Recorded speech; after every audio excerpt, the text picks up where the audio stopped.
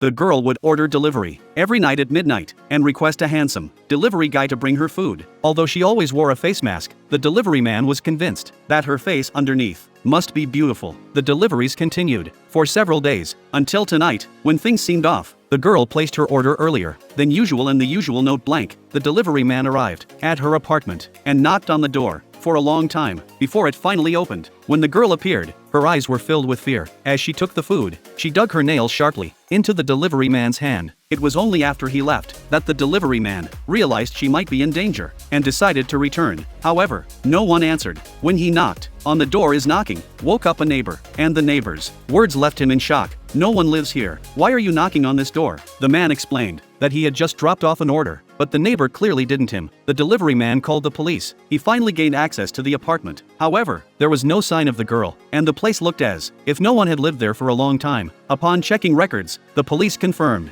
that the apartment belonged to a woman named Manny, who had died in a car accident 6 months earlier. The property had been vacant ever since. The police suspected the delivery man was hallucinating, but found no issues after examining him. They decided to reinvestigate the apartment. This inspection confirmed the existence of the mysterious girl. Although the apartment appeared uninhabited, the fridge still had a faint chill, the toilet's water was unusually clear, and the computer had recent activity logs. What's even more puzzling is that the computer was used again on the 7th day after Manny started, with the new habits identical to hers as if it were her using it. All of this seemed highly unusual, but one thing was clear: someone had been living there recently and was deliberately trying to make the apartment look vacant. With no direct leads on the mysterious girl, the police decided to investigate Annie's life further. They discovered that Annie had indeed been fond of ordering takeout, but she never had a habit of wearing face masks. This realization sparked an idea in one of the officers. He returned to the apartment and eventually found a stash of cartoon-themed face masks hidden in a corner, items that clearly didn't belong to Annie. Fortunately,